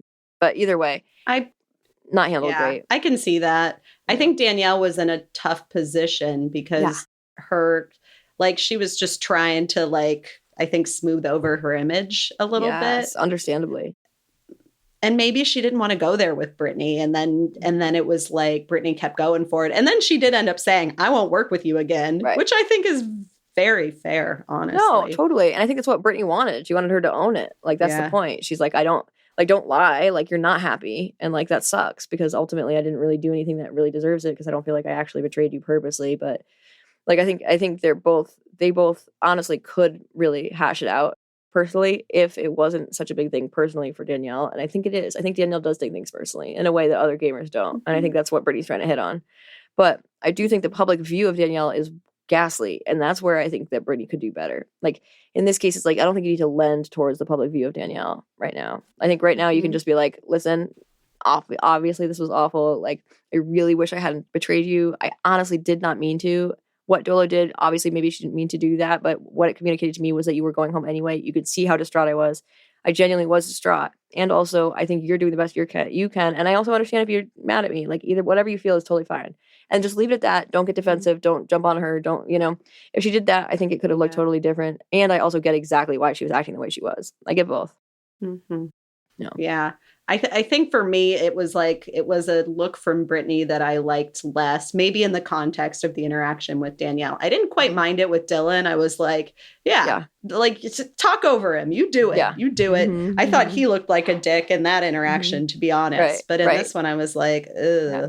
Probably because with Dylan, Dylan's the one in the power position. With Danielle, Brittany's the one in the power position based on race. Mm-hmm. Yeah. Yeah. And But it's I different. think also, like, and I've just felt like based on what she did, not that it was personal, because it wasn't, but it was a big deal after their history together. Mhm, So mhm. I think I was surprised about the way she was coming in. I think she feels misunderstood too. Exactly. And I think that, like, and the power position as being the white woman in that scenario, she doesn't feel that. I think she should. She should recognize she is still in the power position, but I don't think she feels like she is. So I think she came in very hot and heavy. Yeah, it wasn't great. And overall, I think Danielle did a very good job staying very measured and like sort of addressing each thing as it came up, being the one to bring up the thing with Dolo. Like, I think she did a beautiful job in the finale here. So it's good. Reunion, I should say. So should have been the finale. Much better. Right, it was a better finale. And truthfully, since it came out the same night, kind of was. They kind of knew. Yeah, exactly. So then more faithfuls come out. At this point, we have folks like Nikki and Wes and so forth. So first we're talking about the Bambis turning on each other, which was the Nikki thing. I didn't think they gave them a whole lot of time. I felt really badly for Nikki. And then they talk about Wes's exit and how funny that was. And Wes says, I'm a bitter ass bitch. And that's how I've stayed on television for 20 years. Of course, that's so Wes to like work in, like, but that's why I'm so great. Like, you know, he so would do that, but he did. He worked it. So then because Wes said that he's the greatest gamer of all time, and because Rob got him out, one of the fans wrote in and said, well, then does that make Rob the greatest gamer of all time now? And Rob, they sort of like played with each other about that a little bit. And Rob was asked about being in future games with Wes. And he's like, well, no shade, but I don't think he'll make the cut. Like sort of shading him a little bit, which is funny. Cute little banter around that. Then Tom Sandoval is giving quotes from viewers about how they can't wait to see more of him. So this was like the Tom Sandoval redemption tour. I hate it. I cannot. It's so annoying how people are so willing, like they want to hold you over the stakes. I think not maybe not interpersonally, but it's like, can't we just be like mid on him? Why does it have to go so far the other direction? Can't we just be like, he was kind of at times like a lovable goof on this show. Mm-hmm. And he still did some really shitty things and doubled down and was like awful. Exactly. Exactly. There were things that we could see as like funny and good moments. And also like, he's not like the way that he even takes this is like, it was a total win. Like everything's great. Like we're all back to normal. I hate thinking about that. I hate thinking about that for Ariana and like how that like, none of what he did actually redeemed him on those counts. Like he never was able to be like, I feel like he never like talked about that. He never talked about things that would like help me understand how he saw the situation now. He sees it as upsetting because of his image. That's what's upsetting about it. Yeah. It's how his image was hurt, not because of what he did. Mm-hmm. And he did, I mean, yeah. And like, even like, I'm just envisioning the way that because people are sexist, this is going to somehow come back on Ariana. Yeah. Or something. Like, he even had a huge supporter in Carolyn. Like, she did him a lot of justice. Yeah. And I don't think did he own up to his shit with her at all? Or, because she was he even really said something against her. Him. When did that come up? Something was said. Maybe it'll come up. Okay, it's down there. We're not there yet, but it'll come back. But he said something shady against her in the reunion. I was like, what the fuck? Like, gross. He never owned up to it. No, he never brought up the fact that he said he didn't think she was capable of being a traitor. Mm-mm. And she did, like, she said a lot of nice things about him. And that probably helped his little redemption tour because people really like her. Mm-hmm. So you're fucking welcome, Tom Sandoval. Mm-hmm. There you go. Exactly. Snaps to that. Ugh. Damn straight. It's annoying. Yeah. So then they bring up Bob the drag queen shading Zac Efron, and they talk to Dylan about it. Like, did Zac see that? He goes, oh yeah, he saw it. And then they go, well, how did he react? He goes, well, Zac asked if Bob the drag queen had seen Baywatch. He thinks he'd love that one, which I understood eventually. Mm-hmm. Like at first I was like, huh? But I think the point is he didn't act that well in that one. So that was like, that proves Bob the drag queen's point is the point of that line, which is funny. I like that he's playful about his own failure in that movie. Mm-hmm. So then they talk to, Then they talked to Dylan about being misguided. These plays on like drag, on like cis hetero men being drag queens, I cannot do it. I can't do it. They do it in lots of shows where they're like, ooh, let's dress up the straight guy, like make him be the drag queen for tonight. And it's just so like it's pejorative towards drag queens and like how much work and effort goes into it, and also like how much artistry is involved. And it's also like making fun of women. Like there's a lot of different levels of problematic aspects of it. It's also making fun of trans people. I mean, it's like that's totally different. Like drag artistry is already on the line of making fun of trans people. Let's just call it what it is. But it doesn't do that at its best point, right? It does do that if you have people like straight cis hetero men making fun of drag queens by dressing up in drag when they are not themselves actually interested in doing drag. So then you are making fun of trans people and you are making fun of women, and that's not doing it for me. So I don't like this joke. I don't like asking Dylan, like, would you do Misguided in the future or whatever? I didn't like it. But then what was also problematic is that Sandoval then turns to Dylan and goes, Dylan, it's a lot more than you think. And Dylan turns, he goes, oh, of course you've done it, huh? Like, and Sandoval was like, of course. And I didn't like that either. I was like, good God, like, what's happening here? Like, not good, not good, not good. I was actually kind of okay with Sandoval's end of it because I that's think what I was meaning. almost... I meant Dylan. I meant Dylan. Yeah. Dylan being like, of course you've done it. No. Yeah. Yeah. I kind of like that Sandoval was like me too. Talking. I was like, oh, okay. Randomly like a good ally in this moment. Right. He Again, a lot that doesn't mean... Yeah, that doesn't mean we want Sandoval on every show or that he's amazing or this, that, and the other. Yeah. No, but what the point cool. is like, and by the way, just to like take it down a notch anyway, is like Sandoval was saying, Dylan, it's a lot more than you think. That's a very respectful thing to say. Like, don't act like it's nothing. But the reason he said that is because he wanted to draw attention to himself. He really wanted to be able to be like, I've done it. Like, I've done it. You know, like that was what he was doing, That's really. True. But in the process, he said something that was very true. But yeah, no, I didn't like Dylan. Even though I like love Dylan, and even though I don't love Sandoval, I didn't love him being like, of course you've done it. Like I was like, I don't like that, and I didn't like us talking about it to begin with. So that whole little segment, I was like, nope, no. X out. Yep. Can we stop this? Correct. Right now. Exactly. Yep. Okay, you can take it from here so that since the next part's yours. Oh, cool. So Dorinda was talking to Bob the drag queen, saying it was hurtful, that he has no clue who she is. I think he doubled down a little online, maybe, or something. Yeah. I think what happened was in an interview, he said, well, so part of what she was talking about was that same night when he was like, there's blood on my fingers. This is Dorinda and this is Ayan, like about his fingers being bloody. So some of it was just from that night, but I did get the sense that some of it was also separate when he was just sort of like, I have no idea who she is. Like, I think some of that was also was in his testimonial and then also offline. I wish she would have said, you just didn't make it nice. That would have been a fun little Dorinda moment. So good. Yeah. And so she said that. And then Bob, the drag queen, said, I didn't know any of these people. Like, this isn't my world. Mm-hmm. And Dorinda keeps interrupting. Yes, Bob, the drag queen. It was so annoying. And it was just, yeah. And then it was like, she doesn't like to be on pause. That was amazing. Do you know what that is? What that reference is? I don't. Oh my God, I have to tell you, it's incredible. So the whole thing was that, Dorinda from Real Houses of New York, they decided to put her on pause, which means that she wasn't allowed to be on the show anymore. Mm-hmm. And she came out and told everybody, I was put on pause. I'm not fired. I was just put on pause. And everyone was like, you're fired. She was like, no, I'm not fired. I'm put on pause. She like insisted that she was not fired. She was just put on pause. And everyone was like, yeah, but they just said that to you. Like everyone else knows when they're told that they're fired. Like, you're fired.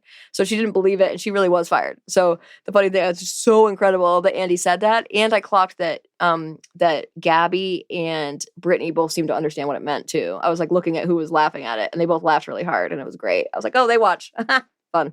That is amazing. Mm-hmm. And yeah, it just, I said, did I put this? My producers and psychologists is, what did I just do? The way Black people were treated on this reunion and like cut off. I wish I mean, I don't know who would have brought more attention to that, but it happened, in my opinion, with Danielle, and it happened with Bob the drag queen. And it was like, wow, okay, we're just letting this happen. Yeah. And Andy didn't do anything to make it, and he's technically kind of a producer. I think he could have done a better job. I 100% agree. You're right. Absolutely. It was happening like that. Yeah, that's really, really shitty. I agree. Like Andy as a producer could have stepped in. I think also like the way the edit was done, like not to not raise awareness of it, but like maybe to make more awareness of it in some ways with the edit could have happened too with the producers. So yeah, I totally agree. Totally. Yeah. I do have a segment. So I had the segment on the pause part as a sociopolitical thing, but yeah, tell us the next part, and I have a segment on that as well. Oh, yes. So Bob the drag queen said to Dorinda, when your comedy special comes out, I'll be right there. I've got 2 out. Mm-hmm, 2 comedy specials. Yeah. Which is very funny. And I think the point is like, I think his point is well taken. I think, but what I ended up doing was giving him my sloppy player for the reunion, not because he's not right, and that's hilarious, but the way that some of his comedy played, like, and maybe that's more the edit, but also what he said to Rob, where he was like, and you're going to take that? Like, I wouldn't take that. Like, there were certain things where I just was like, oh, that's not like your best. He didn't have his best foot forward, I felt like. And it ended up coming across kind of mean. Like, he felt like a mean in some of the things he said. And it could be a reaction. It could be like how the space was, right? Like, very well, easily, especially because it's so white. Like, very well, easily could have been a reaction. But I just felt like it wasn't our best Bob. I was like, like, because Bob, you know, like drag queens in general are shady. They'll be shady, but they do it with like a little bit of like spunk and humor. And like, I just felt kind of mean. Like, this felt mean at the end of that. I understood all of his defense. I understood like saying like, I just don't know you. Like, I'm sorry, I don't know you. I thought that was totally fine. Even though Dorinda was like, you know, really upset. I was like, no, that makes so much sense. But then to end with that, I just was like, ooh, that's tough. I love it. It's hilarious and true. But like, it's just the way that it played, like, it was tough. There were a few moments like that where it just was like, oh, I love you so much. And that's so tough. I just don't know how to defend you on that. Like, so. Yeah. And when he was going toe to toe with Rob a little bit, I remember his face was not playful. It was like, that's what it is, right? Yeah. Stone faced. And I was like, you can be so playful, and not that you have to be. And that's, oh shit, I didn't put this one down either, but that was what I had in my mind as like your psyche is showing, like something he didn't I agree with you totally. He didn't seem playful, like something was missing there. I'm not sure what. That's perfect. That's exactly it. It was something about his facial expression, because it really was that, because I was like, what he's saying is funny, but like how he's saying it isn't landing. And I think you're right. It's like he's not like laughing with it, or like corner of his mouth could be like up a little bit to show like a little bit of spunk with it or something. But yeah, he's not doing that. So it just seems really off-putting and mean. Yeah. Yeah. I wonder what that's all about. Who knows? But yeah, interesting thing. Yeah. And then there's a video montage for the Scottish castle. And Wells and Ion, she's the most amazing person I've ever done a reality show with. And I've done a lot. I'm not a fan of him. Her beauty inside and out, she's amazing. He's really taken such a deep fall for me. It's everything he said, I had like my arms crossed. I think it's because I had a crush on him when I was younger. So I'm like, what the heck?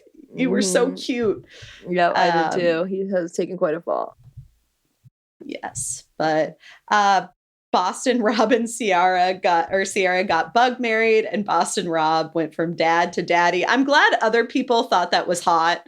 Yeah, I actually looked on Reddit after I disclosed. I think I disclosed that on the pod, or did I just tell you? You said, well, you told us that they looked really cute together. You said that they were like really cute. Yeah.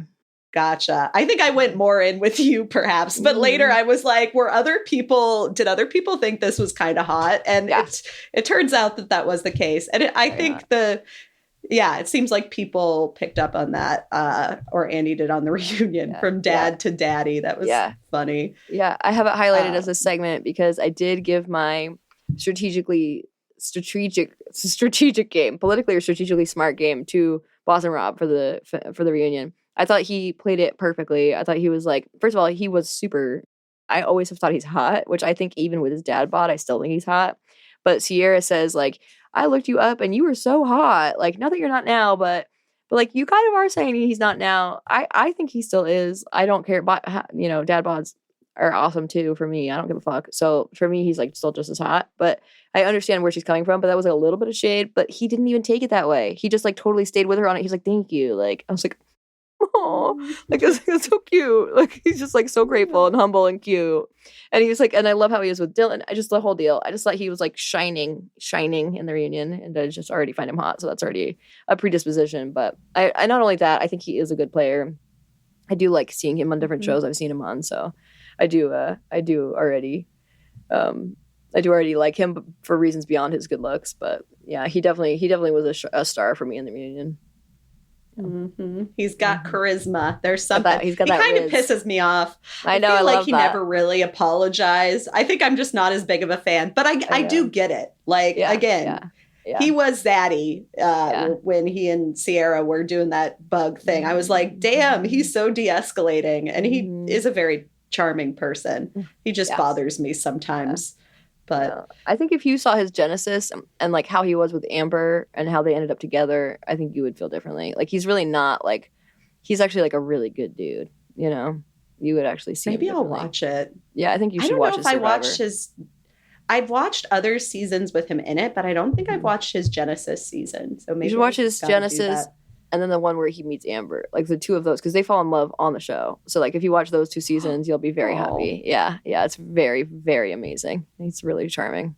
Yeah, convinced. Boston Rob and Dylan are like biffles. Bob H is jealous of Boston Rob for being close to Dylan. I thought that was funny. That was cute. And I'm glad he owned his jealousy. That was kind of cute too. And at first I thought he was jealous of Dylan because Boston Rob's the one that picked up Dylan. So he's like, no one picked me up from the airport. And I was like, but Boston Rob's the one who Boston Rob picked up Dylan. At least in the video it looked like that. And so, but then it turned out he was jealous. He was like, yeah, Dylan, what the hell? What about me? And I was like, oh, okay. Like that's what you're jealous of. Got it. Yep. Funny stuff. But and then we went back to Sam's tactic and about the Traitors seeing the Traitors seeing Alan, and they said Tom missed the boat here. Yeah, it turns out they didn't, and the Faithfuls did. And which means Sam's tactic would have worked. It means it would have worked. Yeah. It could have worked. It was this close to working. But then Tom and you know what?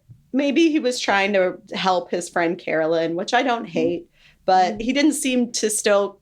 But then he said he got it, but it didn't seem like he got it. I was like, "Do you get it?" Right. Yeah. So then Sam goes like, "You just missed it, buddy. You just missed it." And he's like, "No, I didn't. No, I didn't. I didn't miss it." And then he goes, you know, like he ends up throwing Carolyn under the bus, and he goes, her personality is someone that would forget these things. Like she would forget these things. It's her personality. Right. I was like, whoa, her personality would forget these things. Relax. Like, and also just given that she's had your back so hard, I was just kind of like, yeah. Didn't like it. Yeah. Not cool. Not cool, Tom. Stop. He's not good under pressure at all. Yeah, exactly. He like just comes out like very poorly when people are sort of addressing him in a negative way in any way.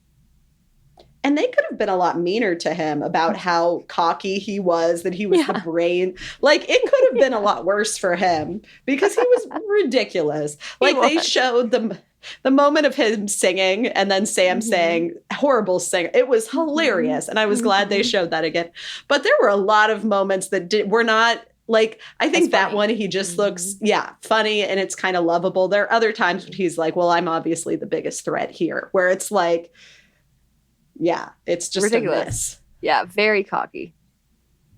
Yes. Then Sam says something about Tom's hair, and he's trying to be more like Tom, and they're like, yeah.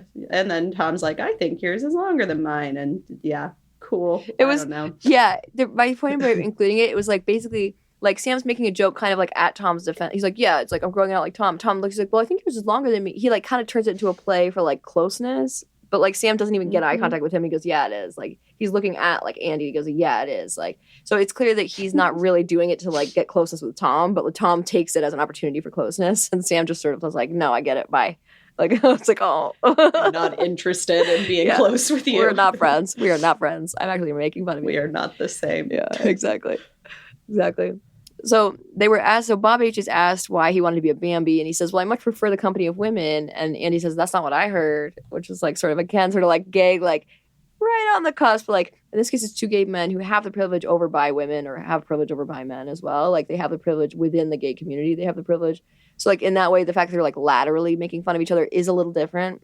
But it's still I thought it like, worked. I agree. Yeah. Right. Yeah. I thought it worked as well. But you could still tell Bob was like, well, we'll talk about that later. Like you could still tell he was sort of like tossed by that, which I thought was funny. I liked it. And then Gabby was told she reminds us of Jennifer Coolidge. Can you do an impression? I highlighted this for myself, but not on the page apparently, as a Sociopolitical, because she did a little quote from White Lotus where she goes, well, yeah, she's like, I don't know, but what I will say, these gays are trying to kill me. I was like, It was so good. It was so good. It was so good. She just nailed it.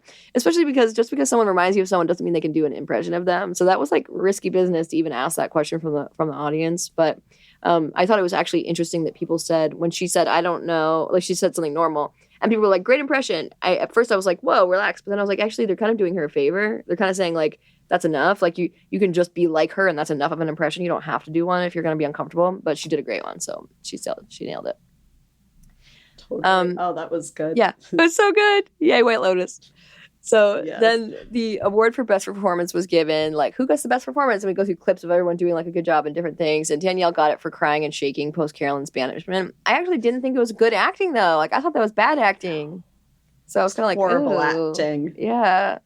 It was the most acting. Like she did the most, but I don't think it was good. Yeah. So I would not have given it to best performance, but she then gives a speech. It felt a little bit like airtime grabby, like the way she kind of like milked the speech, and there really wasn't like a whole lot of humor there anymore. Like I think just in general, the humor around people being like, oh, like me, like when they like pretend to accept an award is gone. Like that's like, you know, in the 90s, that was funny, right? Like the sort of like, oh, please, like I want to thank God. Like that's so old school. Like now that's like not funny anymore. I don't think it's funny anymore at all. So then when she did it at first, it's like, okay, maybe, but then she kept going. It just was too much. So I definitely felt like that was, that was like, get the cane or whatever.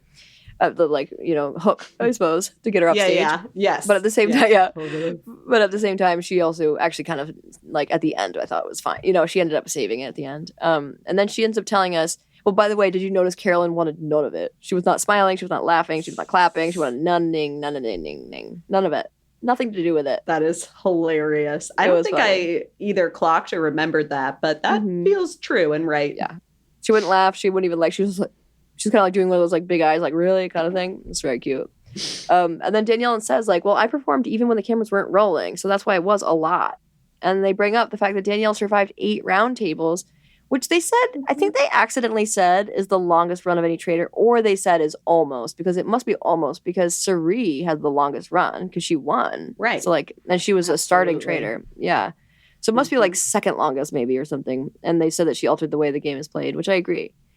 But the win, the crown, goes to Gabby at the end, who sends us out with a feminist salute. Yes, queen. Thank you so much for that. Love you so much. Good. You just totally nailed it. You wear the queen crown. And I have to say, my last sociopolitical issue was with Derek, who I love Derek, but he totally fucked it up at the end here, where Gabby's like nailing it, feminist salute, and then it cuts to Derek saying, well, you were really good though, Gabby. She doesn't need your fucking applause, sir. Doesn't need it. She doesn't. Not only does she not need your applause, but like that's undoing the like feminism of what she just said, and it just was so patriarchal. And I was like, no, because I love Derek, but like, no, that was not it, not the moment. Stazit, yes.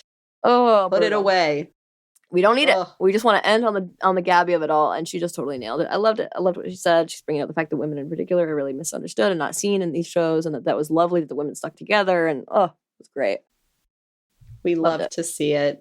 I love Gabby. I'm so glad that Gabby is getting the attention she deserves from this show, because she's so incredible. Well-deserved. And so well-deserved. I love her so much. And I really think that that's a winning moment for us to end the finale on because of that, or the reunion and finale on because of that, because she really is like a star, and she did such a great job in the show. And she's also just like a lovely human. I've always loved her. So funny. So Mike White, put her on White Lotus season 4. Oh, yes. That's so good. What a good idea. That would be so good. They could make her like Jennifer Coolidge's daughter, like long lost, granddaughter or something. That'd be so funny.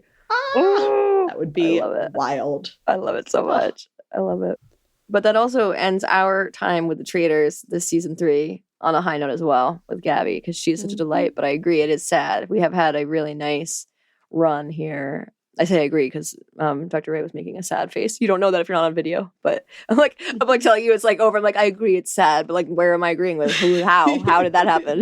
No one has said that, but yes, it is sad. And also it was a fun run and a fun road, and what a great season of Traitors. Yes, great cast. Yes. Oh, I cannot wait for next season already. Mm-hmm, it's just such a fun show. Like I could watch this show all the time. It's a delight. Yeah, same. And I remember the cast for this season coming out soon after the last season finished airing. So I bet they already have it. I bet they're going to come out soon with it, which will be exciting. Find out who's going to be in it. Oh boy. Yay. So with that in mind, come hang out with us on Patreon. It's $5 to become a Patreon member, and you get all sorts of goodies like mental health checkups where we talk about our doctor selves with our doctor hat on about mental health concepts that come up in reality TV. You get access to our mental health informational videos that include clips from reality TV matched with information about mental health regarding the content that's in it, the concepts in it. You also get other types of content, so please check it out. If you even become a member but not paid member, you also get access to things that you wouldn't otherwise. So I encourage you to come to see us at patreon.com/realitytest. And you can also search it on the Patreon search bar, but you have to put the @ symbol and then reality test. You will also find our social media on Instagram at Dr. K Pods and at Dr. Ray Pods. We have our own Instagrams. You'll find lots of fun memes on Dr. Ray's and some videos on mine. And then you're going to find things like the same videos, but if you prefer TikTok, on TikTok at Dr. Reality TV, dr.realitytv, REALITV. You can find us on YouTube at Reality Test Pod with the @ sign. That's our channel. You can also find us on Facebook with the same exact word but without the @ sign. Reality Test Pod is our page. And then last but not least, we are also on email at Gmail, but you go to reality check podding, PODDING at gmail.com. Yes. And remember to rate, review, subscribe, as I remembered to say it this week. Yay. That's exciting. Yay. Very well done. Exactly. Come hang out with us. Help us do more of this. We appreciate you. And we will see you next session. Bye. Bye.